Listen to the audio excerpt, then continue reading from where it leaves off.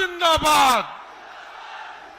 अब मैं निवेदन करूंगा एक बार जोरदार तालियों से मध्य प्रदेश के लोकप्रिय मुख्यमंत्री, किसान के बेटा, सामान्य कार्यकर्ता, ये भारतीय जनता पार्टी में ही संभव है, सामान्य कार्यकर्ता मुख्यमंत्री बन सकता है। ऐसे आदरणीय महाकाल के भक्त मोहन यादव जी का जोरदार अभिनंदन वंदन। मेरा उनसे निवेदन है कि वो भाषण करें, हम सबको आशीर्वाद दें।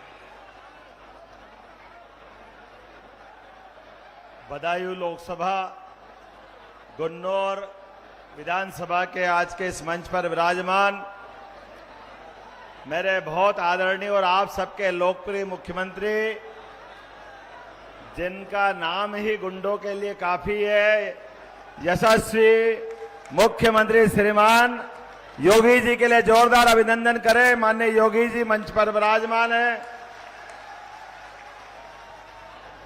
इस मंच पर विराजमान हमारे अपने प्रत्याशी श्रीमान दुर्विजय सिंह, जोरदार अभिनंदन करें दुर्विजय सिंह जी का। मंच पर मौजूद सत्येंद्र सिसोदिया जी, सत्यपाल सैनी जी, सांसद संघमित्रा जी, सुरेश राणा जी, दिनेश शर्मा जी, हरेंद्र सिंह रिक्कू जी, अजित कुमार राजू जी, श्रीमती पुष्पा यादव जी।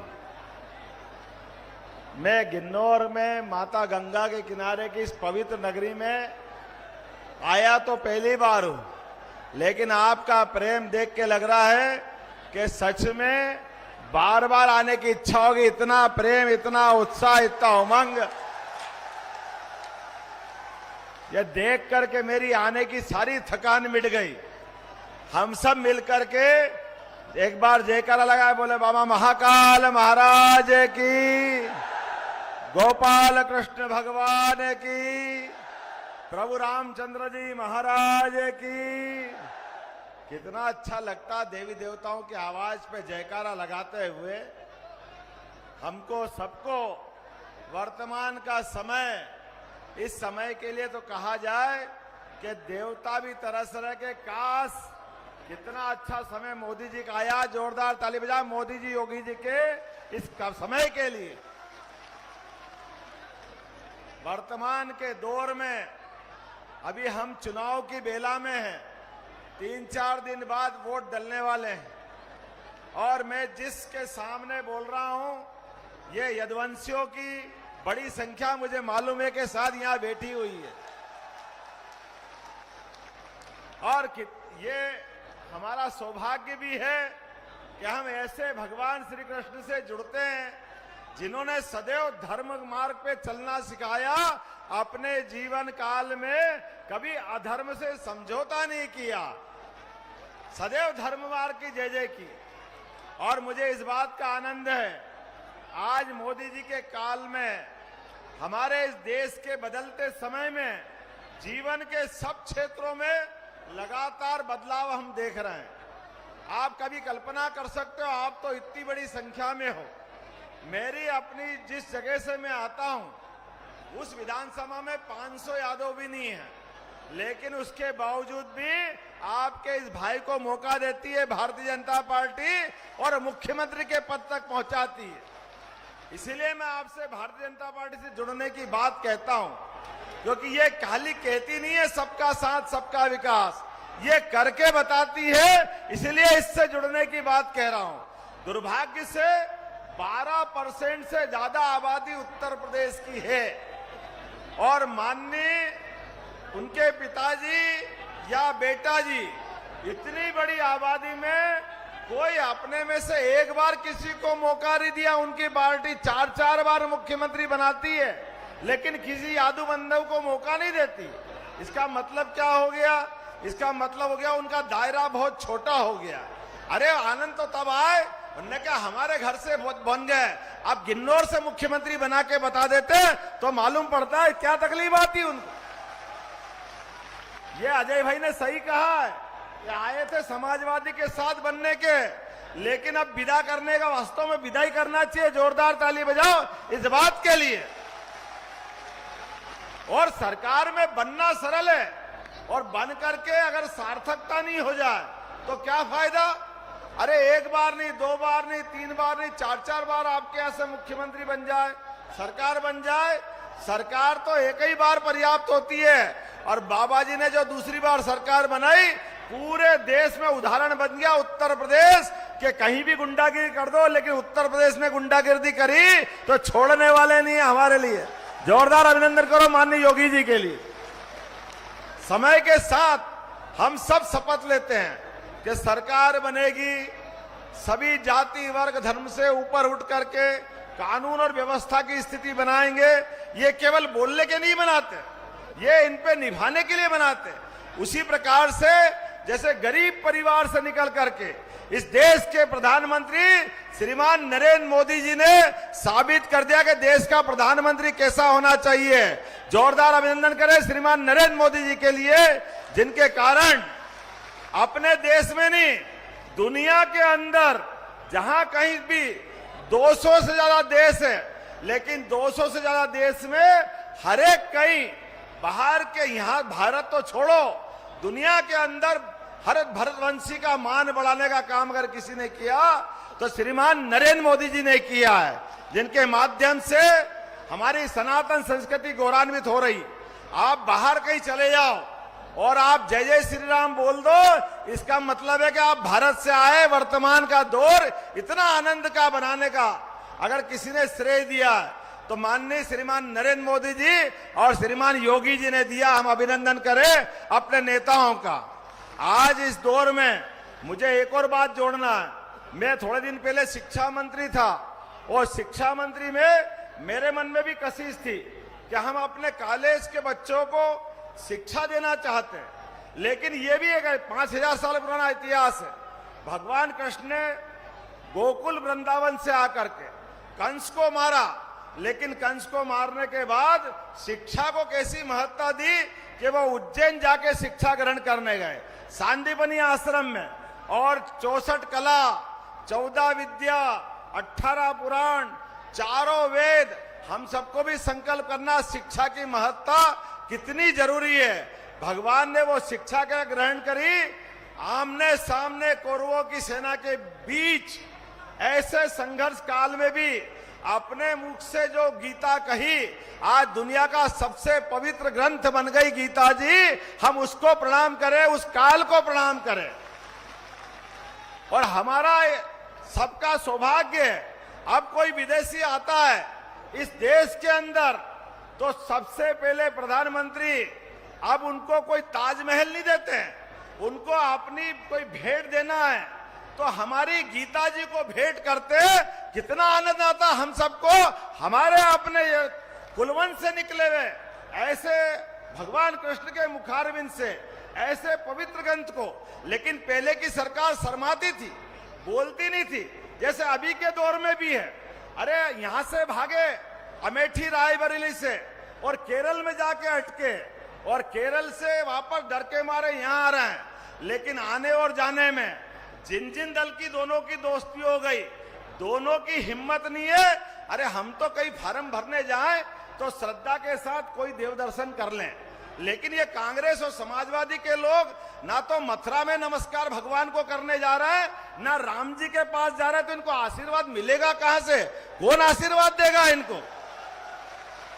ये केवल वोट लेने आएंगे, भगवान के ऊपर भरोसा नहीं है, श्रद्धा नहीं है, इतने बड़े वर्ग के अपमान कर रहे हैं। मैं तो बाबा जी के लिए धन्यवाद देना चाहूंगा। भगवान राम के मंदिर का आनंद आ गया और अभी हमने सुना है, जैसे हमने बाबा महाकाल का महालोक का आनंद कर दिया, बनारस का आनंद कर दिया। आपने कहा चुनाव के बाद की तैयारी है कि हम मथुरा में भी भगवान कृष्ण के आनंद करेंगे, ये इनका अपना संकल्प है। और मैं भी आपको बनाना चाहूंगा, जैसे ही मेरी सरकार बनी, हमने कहा मध्य प्रदेश में अयोध्या के बाद भगवान ने 11 साल चित्रकूट में गुजारे हैं, तो हम चित्रकूट में प्राधिकरण बना करके जहां जहां भगवान राम के चरण पड़े, जहां जहां भगवान कृष्ण के चरण पड़े, दोनों हर पूरे राज्य के अंदर हर स्थान को तीर्थ बनाएंगे। तीर्थ ये हमारी सरकार का निर्णय है और हमारी सरकार ने निर्णय किया है शिक्षा के पाठ्यक्रम में भगवान कृष्ण के मुख से निकली हुई पवित्र गीता और भगवान कृष्ण के अलग अलग प्रसंग, भगवान राम के प्रसंग हम शिक्षा नीति में लाने वाले हैं। अरे हम भगवान राम और कृष्ण को शिक्षा नीति में नहीं लाएंगे तो किसको लाएंगे?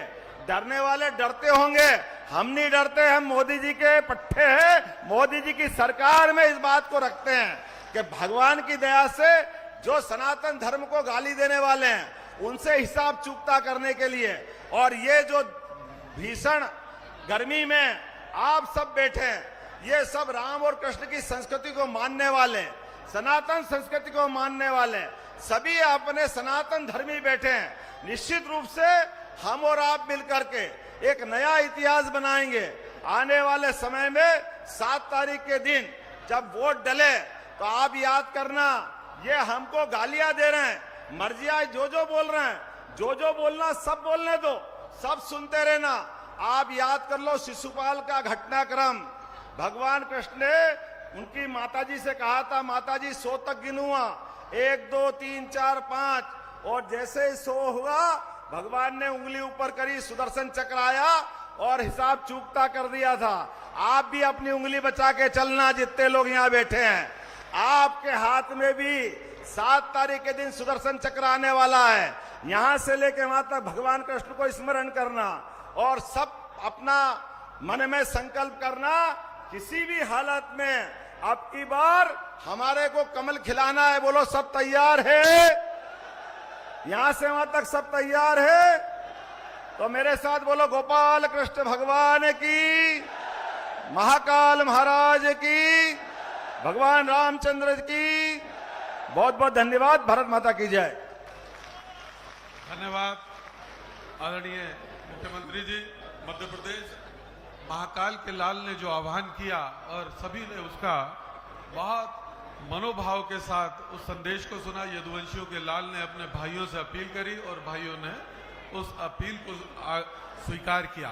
अब मैं इस प्रदेश के बहुत ही यशस्वी, जिनको सुनने के लिए बड़ी देर से आप लोग लालायित हैं, मैं ऐसे यशस्वी मुख्यमंत्री जिन्होंने सुशासन की एक नई इबादत खड़ी करी, आदरणीय योगी आदित्यनाथ जी को बुला रहा हूं। जोरदार तालियों से स्वागत।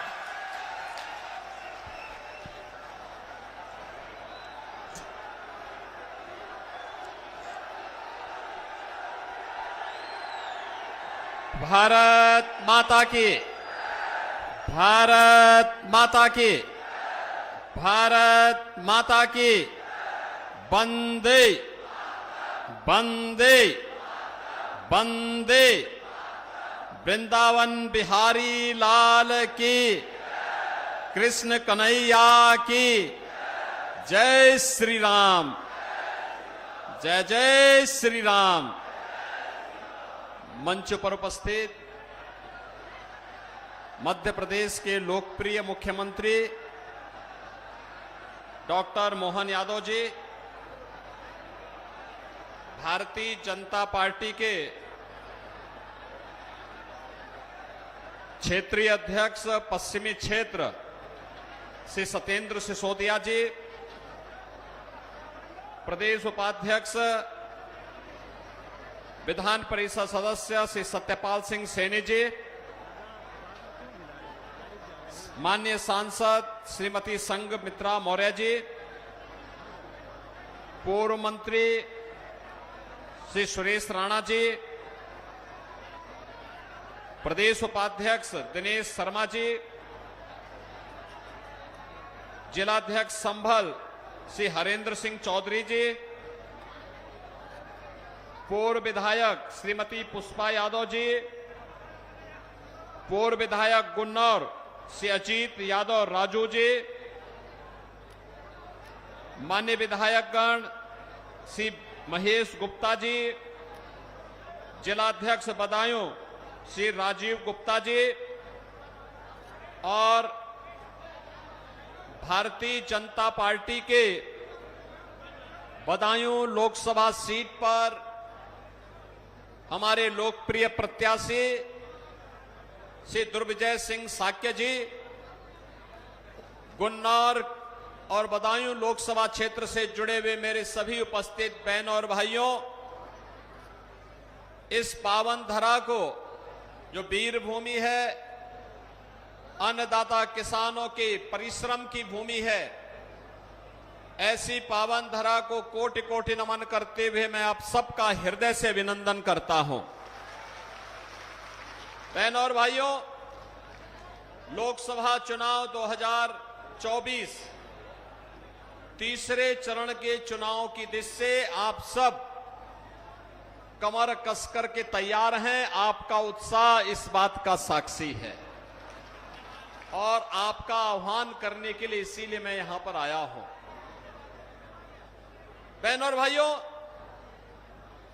मैं आज देख रहा था कांग्रेस और समाजवादी पार्टी का जो एक गठबंधन है,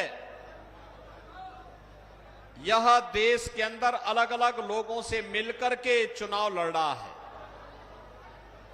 उनका कोई उद्देश्य नहीं, देश के हित में नहीं है, विकास के लिए नहीं है, लोक कल्याण के लिए नहीं है, सुरक्षा के लिए नहीं है। एक ही उद्देश्य है कि भारत के हितों को कैसे चोट पहुंचाई जाए। और इसलिए सपा और कांग्रेस के गठबंधन को दिया जाने वाला वोट यह ऐसे ही है जैसे किसी अनाड़ी के हाथ में ट्रैक्टर पकड़ा करके कहा जाए कि चलाओ, और वो भीड़ भाड़ वाली जगह पर चला दे तो क्या करेगा वो, और ट्रैक्टर से न जाने कितने लोगों को मार डालेगा। ऐसे स्थिति इन लोगों की है। ये जो दो लड़कों की जोड़ी बनी है ना, ये जिंदगी भर लड़के ही बने रहेंगे। बहनों और भाइयों, मोदी जी के नेतृत्व में हमने बदलते हुए भारत को देखा है। एक ऐसा भारत जो साफ स्पष्ट यानी फर्क साफ करता है 2014 के पहले का भारत और 2014 के बाद का भारत। 2014 के पहले का भारत, देश में अविश्वास का माहौल था, असुरक्षा की भावना थी, अन्नदाता किसान आत्महत्या कर रहा था, नौजवान पलायन कर रहा था, बेटी और व्यापारी दोनों असुरक्षित थी, अराजकता का सा माहौल था, आतंकवाद चरम पर था, बम विस्फोट कहीं भी हो जाते थे, नक्सलवाद तेजी के साथ पांव फैला रहा था, देश की सीमाएं सुरक्षित नहीं थी और दुनिया में भी भारत का कोई सम्मान नहीं था। 2014 के बाद का भारत, दुनिया में भारत का सम्मान बढ़ा है, देश की सीमाएं सुरक्षित हुई हैं। आज कोई दुश्मन भारत की सीमा का अतिक्रमण नहीं कर सकता और बम विस्फोट नहीं होते, आतंकवाद नक्सलवाद पर नियंत्रण किया जा चुका है। बहनों और भाइयों, अब तो पटाखा भी थोड़ा जोर से फट जाए ना तो पाकिस्तान पहले सफाई देता कि नहीं मेरा हाथ नहीं है, क्योंकि इसे मालूम है कि अगर समय रहते सफाई नहीं दी तो कहीं लेने के देने न पड़ जाएं। ये नया भारत है, कोई थप्पड़ मारेगा तो थप्पड़ लगने के पहले ही जोरदार घूंसे से उसका जबड़ा तोड़ करके फेंक देगा। और इसीलिए इस नए भारत से अब इसकी सामर्थ्य और शक्ति के बल पर कोई दुश्मन भारत को आंख नहीं दिखाता है, बल्कि भारत के सामने आज दुनिया नतमस्तक है। और इसलिए बहनों भाइयों, जो भारत हमें आज मोदी जी के नेतृत्व में सुरक्षा और सम्मान दे रहा है, वही भारत आज विकास के बड़े बड़े कार्य कर रहा है। आप देखो ना, गंगा एक्सप्रेसवे तो यही बन रही है। 94 से 95 किलोमीटर अकेले बदायूं जिले में है। और बहनों और भाइयों, इस एक्सप्रेसवे से यहां की इकोनॉमी में बहुत वृद्धि होने वाली है। यहां के लाखों नौजवानों के लिए नौकरी और रोजगार की संभावनाएं बनेंगी, किसानों की आमदनी बढ़ेगी और उद्योग लगेंगे, तो यहां पर व्यापार और उद्योग को भी एक नया माहौल मिलने वाला है। लेकिन साथ साथ अगर आपको दिल्ली जाना है तो यहां से मात्र 1 से 1.5 घंटे में दिल्ली की दूरी और अगर लखनऊ और प्रयागराज जाना है तो लखनऊ को 4.5 घंटे में और प्रयागराज की दूरी मात्र 5.5 घंटे में आप पूरी कर सकते हैं गंगा एक्सप्रेसवे बनने के बाद। बहनों और भाइयों, ये है नया भारत। और नए भारत के रूप में विकास के कार्य केवल एक्सप्रेसवे तक नहीं है, हाईवे बन रहे हैं, बिजली मिल रही है, हर घर बिजली भी है तो हर घर नल की योजना भी है, हर घर उज्ज्वला योजना की भी है, हर गरीब के सिर को ढकने के लिए आवास भी है और किसान को किसान सम्मान निधि भी है, गरीब के लिए राशन भी है तो बीमार के लिए दवा भी है। यानी दवाई भी आप सोचो, 80 करोड़ लोग भारत के अंदर फ्री में राशन प्राप्त कर रहे हैं, 80 करोड़ लोग। और पाकिस्तान की आबादी कितनी है? 23 करोड़। 23 करोड़ लोग वहां भूखों मर रहे हैं। देखो, 1947 में भारत को बांट करके पाकिस्तान बना और बड़ी ठसक के साथ इन्होंने पाकिस्तान बनाया कि पाकिस्तान खुशहाल होगा। आबादी कम गई, क्षेत्रफल ज्यादा गया पाकिस्तान में, लेकिन बहनों और भाइयों, आज पाकिस्तान में 23 करोड़ की आबादी भूखों मर रही है। 1 किलो आटा के लिए ऐसे लड़ते हैं जैसे गली में आप बहुत सारी चीजों को देखते होंगे, लड़की एक रोटी के टुकड़े के लिए लोग गली में बहुत सारे जीव भिड़ते हैं, ऐसे पाकिस्तान में 1 किलो आटा के लिए लोग भिड़ते हैं। और भारत के अंदर मोदी जी के नेतृत्व में 80 करोड़ लोग पिछले 4 वर्ष से फ्री में राशन की सुविधा प्राप्त कर रहे हैं। और मोदी जी ने चुनाव के पहले ही व्यवस्था दे दी कि अगले 5 वर्ष तक हम इसको निरंतर जारी रखेंगे। 60 करोड़ लोगों को 5 लाख रुपए की आयुष्मान भारत की सुविधा। और उत्तर प्रदेश में तो हमने ये भी व्यवस्था कर दी है, अगर कोई बीमार है उसका चेहरा नहीं देखते, विधायक, सांसद, पूर्व विधायक, जिला पंचायत अध्यक्ष, कोई पदाधिकारी और स्वयं पीड़ित भी अगर एक पत्र भेज देता है ना मुझे कि मैं बीमार हूं, मेरे परिवार में फलाना व्यक्ति बीमार है, उपचार की व्यवस्था नहीं हो पा रही है, तो मैं मोदी जी के द्वारा खोले गए जनधन अकाउंट में पैसा सीधे उसके खाते में भेज देता हूं, कहता हूं निश्चिंत होकर उपचार कराओ। 50 करोड़ गरीबों के खाते खोले हैं जनधन अकाउंट के। जो पहले कमीशन खोरी होती थी सपा, बसपा और कांग्रेस की सरकार में, आज जनधन अकाउंट ने उस कमीशन खोरी को पूरी तरह बैन कर दिया है। बहनों और भाइयों, 12 करोड़ किसानों को किसान सम्मान निधि मिल रहा है, 12 करोड़ गरीबों के घर में शौचालय बन गया है, 10 करोड़ गरीबों को उज्ज्वला योजना का रसोई गैस का कनेक्शन मिल गया है। कांग्रेस के समय क्या था? पहले तो कनेक्शन नहीं मिलता था और जिस बेचारे ने कनेक्शन ले रखा है और पर्व और त्योहार के दिन या किसी दिन कोई मेहमान आ गया और रसोई गैस का सिलेंडर समाप्त हुआ, अगर परिवार का मुखिया सिलेंडर लेने के लिए जाता था तो कांग्रेस की केंद्र में और प्रदेश में समाजवादी पार्टी की सरकार थी, तो रसोई गैस तो नहीं मिलती थी, पुलिस का डंडा जरूर मिलता था। और बहनों और भाइयों, पुलिस का डंडा भी मिलता था और अगर बच के आ ही गए घर और खाली सिलेंडर लेके आए तो घर में बेलना से अलग से मार पड़ती थी। यही होता था ना, होता था ना। लेकिन बहनों और भाइयों, मोदी जी ने ऐसी पुख्ता व्यवस्था कर दी कि रसोई गैस की किल्लत नहीं, और जिन घरों की सामर्थ्य नहीं थी कि खरीद पाएंगे, ऐसे 10 करोड़ गरीबों को रसोई गैस फ्री में दे दिया। और फिर कहने के लिए आए, जितने लोग बचे होंगे आप में से कोई भी सिफारिश करेगा उसको रसोई गैस का सिलेंडर मिल जाएगा। 4 करोड़ गरीबों को मकान दे दिए। जिसको आप कहेंगे मकान देने के लिए मकान नहीं है, उसको मकान भी मिल जाएगा। ये भी घोषणा मोदी जी ने कर दी। बहनों और भाइयों, विकास भी है, गरीब कल्याण भी है। और अभी हम लोग संभल से आ रहे हैं, डॉक्टर मोहन यादव जी भी साथ में थे।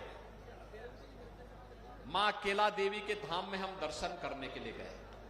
बहनों और भाइयों, 5 साल पहले मैं गया था, बड़ी जर्जर स्थिति थी। वहां के मोहन जी, ऋषिगिरी जी बेचारे बड़े परेशान थे। कहते थे साहब क्या होगा, कब्जा हो रहा था।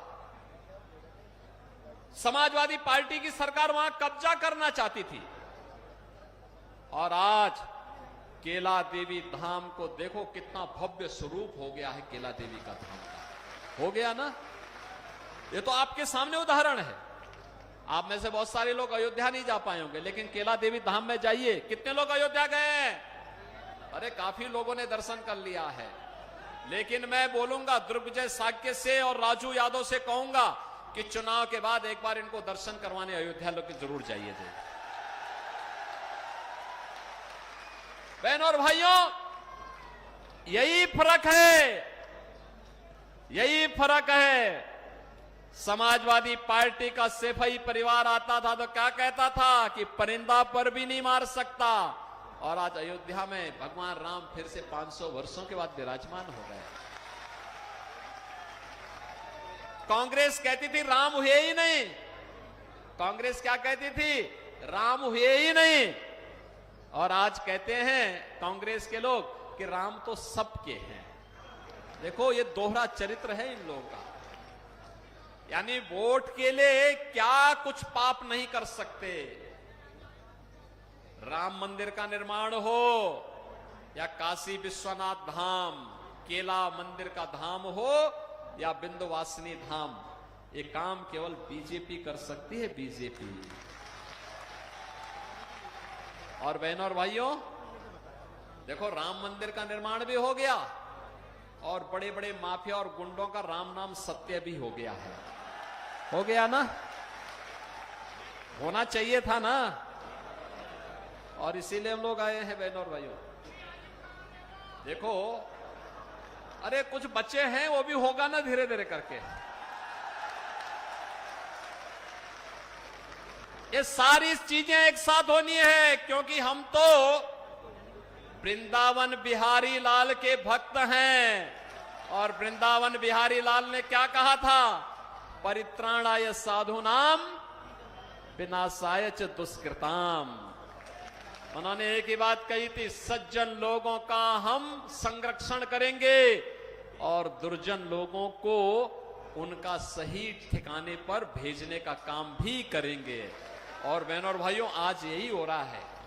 नया भारत, आज पाकिस्तान भी थर थर कांपता है। कहता है कि उसके यहां जो मोस्ट वांटेड आतंकवादी थे, सब एक एक करके मारे जा रहे हैं, एक एक करके मारे जा रहे हैं। पाकिस्तान भयभीत है, कहां छुपे अब? यह ताकत है, भारत की 140 करोड़ लोगों की ताकत है। और इस ताकत के प्रतीक है देश के यशस्वी प्रधानमंत्री श्री नरेंद्र मोदी जी। आज कहीं आतंकी घटना नहीं घटित हो सकती, नहीं तो कांग्रेस के समय में विस्फोट होते थे, आतंकी विस्फोट होते थे।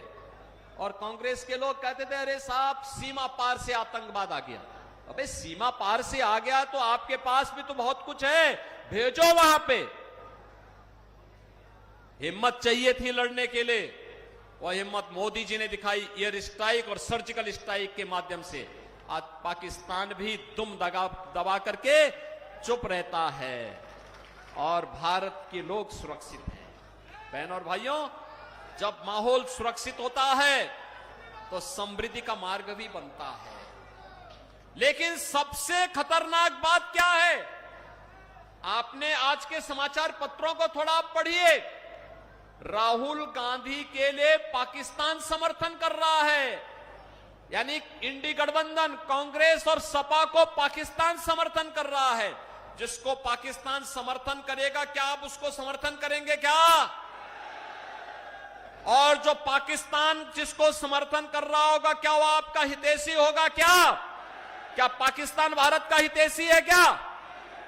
तो क्या आप उसको समर्थन करेंगे? और बहनों और भाइयों, कितना खतरनाक बात इन्होंने कही है। अपने घोषणा पत्र में कांग्रेस और इंडी गठबंधन क्या कहता है? कहता है अल्पसंख्यकों की रुचि के अनुसार खान पान की स्वतंत्रता देंगे। मैं एक बात पूछना चाहता हूं बहनों और भाइयों, मैं एक बात पूछना चाहता हूं, ऐसा कौन सा खान पान है जिसको बहुसंख्यक समाज नापसंद करता है, अल्पसंख्यक समाज पसंद करता है? कौन सा ऐसा है? क्या रोटी आप खाते हैं, क्या वो रोटी नहीं खाते? चावल आप खाते हैं, क्या चावल वो नहीं खाते?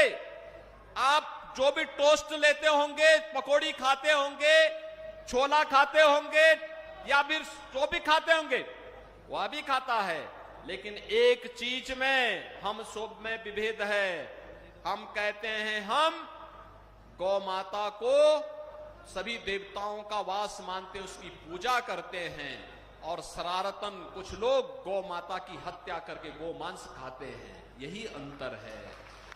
यानी कांग्रेस का घोषणा पत्र क्या बोल रहा है? कह रहा है हम गौ हत्या को प्रश्रय देंगे। क्या आप गौ हत्यारों को प्रश्रय देने देंगे? क्या गौ हत्या होने देंगे? क्या नरक के द्वार खोलेंगे? क्या और कांग्रेस के इस पाप में भागीदार बनेंगे? क्या समाजवादी पार्टी के इस पाप में भागीदार बनेंगे? क्या इस पाप में भागीदार बनने के लिए नहीं आए हैं हम लोग। आपने देखा होगा 17 में हमारी सरकार बनी, मैंने पहला ऑर्डर पास किया। सबसे पहला ऑर्डर था, मैंने कहा था गौ माता की रक्षा होगी, हर हाल में रक्षा होगी, और हमने इलीगल स्लॉटर हाउसेस सब बंद करवा दिए। इसके बाद गोवंश बढ़ा। पहले तो घर घर से चोरी करके गाय और भैंस लेके चले जाते थे। अब किसी की हिम्मत नहीं, कोई गाय भैंस किसी के यहां खोल करके लेके चली जाए। बहनों और भाइयों, अब हमने फिर व्यवस्था की, हम निराश्रित गौ आश्रय स्थल चलाएंगे। 11 लाख गोवंश इस समय सरकार उसका भरण पोषण कर रही है, और आने वाले समय में इसका विस्तार भी सरकार करने जा रही है। मैं आपको आश्वस्त करता हूं, कृष्ण कन्हैया के धाम में, उनके देश में, राम और कृष्ण के देश में गौ हत्या को हम कतई नहीं होने देंगे, कतई नहीं होने देंगे। और गौ हत्यारों को किसी भी दिशा में आपकी आस्था के साथ खिलवाड़ नहीं करने देंगे। और इसीलिए मैं आया हूं आपसे कहने के लिए कि बहनों और भाइयों, हमारे पूर्वज, हमारे संस्कार, हमारी संस्कृति गाय को तो मानती है, सर्वे देवा स्थिता देहे सर्वदेव मही ही गौ, यानी गौ, सभी देवी देवताओं को गौ माता में हम मानते हैं। और तब ये कांग्रेस के लोग, सपा के लोग क्या पाप करने जा रहे हैं? इनसे कुछ उम्मीद करते हैं क्या? ये सुरक्षा नहीं दे सकते, ये आपको सम्मान नहीं दे सकते, ये लोग देश का विकास नहीं करा सकते, ये भ्रष्टाचार को नियंत्रित नहीं करा सकते, अन्नदाता किसानों का सम्मान नहीं कर सकते, नौजवान को रोजगार नहीं दे सकते, आपकी आस्था का भी सम्मान नहीं कर सकते।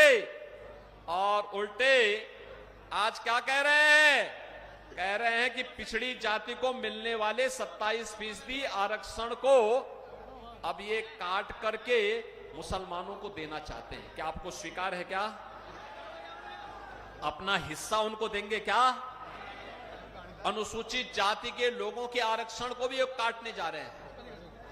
क्योंकि कांग्रेस की यूपीए सरकार थी, जब सपा बसपा दोनों समर्थन कर रही थी, तब कांग्रेस ने उस समय रंगनाथ मिश्रा कमेटी की रिपोर्ट लाई थी, सच्चर कमेटी की रिपोर्ट भी लाई थी, और इन दोनों कमेटियों की रिपोर्ट में यह था कि पिछड़ी जाति के, अनुसूचित जाति जनजाति के हकों को मुसलमानों को दे देना चाहिए। क्या आपको स्वीकार है? क्या बाबा साहब भीमराव अंबेडकर ने धर्म के आधार पर आरक्षण का विरोध किया था? क्या हो गया एक कांग्रेस और सपा के लोगों को? आज ये बाबा साहब भीमराव अंबेडकर का भी अपमान कर रहे हैं। और इसलिए बहनों और भाइयों, मोदी जी ने आश्वासन दिया है, पिछड़ी जाति और अनुसूचित जाति जनजाति के अधिकारों पर किसी को डकैती डालने की छूट नहीं दी जाएगी, और अगर कोई डकैती डालेगा तो भारतीय जनता पार्टी डट करके विरोध करेगी। और इसलिए बहनों और भाइयों, मैं आज आपके पास आया हूं। अब तो कांग्रेस के लोगों को बुलडोजर से ही भय लगने लग गया है, भय लग रहा है। उनको माफिया और अपराधी शरीफ लगते हैं। ये समाजवादी पार्टी के लोगों को तो आप देख रहे होंगे क्या कर रहे हैं।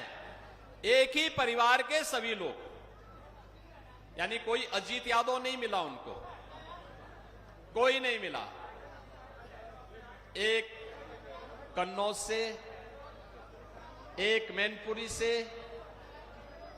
एक को बदायूं से, एक को फिरोजाबाद से और एक को आजमगढ़ से, एक ही परिवार में। बाकी परिवार, बाकी इतनी बड़ी आबादी में से कोई दूसरा यादव मिला ही नहीं। तो परिवारवादी राजनीति को तो अब दिन गए। आप तैयार है ना इसको जवाब देने के लिए तैयार है ना कि परिवारवादी राजनीति नहीं होगी? सहमत है ना? योग्यता के आधार पर लोगों को प्रतिनिधित्व मिलना चाहिए कि नहीं मिलना चाहिए? आप सोचो, अगर परिवारवादी राजनीति पर भाजपा विश्वास करती तो क्या मोदी जी का नेतृत्व देश को मिल पाता क्या? और मोदी जी का नेतृत्व नहीं मिलता तो क्या भारत इतनी प्रगति कर पाता क्या? आज तो भारत सुरक्षित है, समृद्ध है, आस्था का भी सम्मान है। और उत्तर प्रदेश में तो अब दंगे भी नहीं होते, कर्फ्यू भी नहीं लगता। कर्फ्यू लगाने वाले, दंगा करने वाले गले में तख्ती टांग करके जान की भीख मांगे फिरे जा रहे हैं, कह रहे हैं साहब एक बार जान बकस दो बस। और इसलिए बहनों और भाइयों, आज मैं आया हूं आपसे कहने के लिए, भारतीय जनता पार्टी ने अपने एक सामान्य कार्यकर्ता को, श्री दुर्विजय साक्य को अपना प्रत्याशी बनाकर के आपके बीच भेजा है। दुर्विजय साक्य को विजयी बना के भेजेंगे गुन्नौर से, भेजेंगे। हमने अजीत पाल राजू को जिम्मेदारी दी है कि गुन्नौर से चुनाव जिता करके भेजिए। आप सहमत हैं? अपने अपने बूथ को संभालेंगे।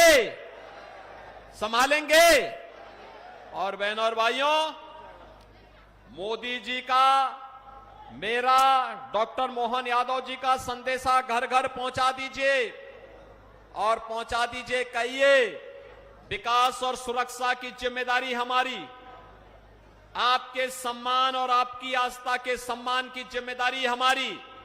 आप कमल चुनाव चिन्ह से मां लक्ष्मी को यहां पर लाने की तैयारी करिए। मोदी जी को देश की सत्ता फिर से सौंपिए। दुर्विजय साक्य को भारी बहुमत से विजयी बनाए। आप बनाएंगे, लेकिन उसकी शर्त है चुनाव के दिन पहले मतदान फिर जलपान। पहले मतदान फिर। सहमत हैं? अपने साथ लोगों को वोट देने के लिए ले जाएंगे। और बहनों और भाइयों, एक काम और करेंगे और वह काम कि 10 बजे तक, सुबह 7 बजे से 10 बजे तक 50% वोट पड़ जाना चाहिए। पड़ेंगे? सहमत हैं? तो फिर कमल चुनाव चिन्ह के लिए मेरे साथ दोनों हाथ ला करके बोलेंगे, भारत माता की, भारत माता की, भारत माता की जय श्री राम, जय जय श्री राम। बहुत बहुत धन्यवाद आदरणीय मुख्यमंत्री जी। अब मैं आभार के लिए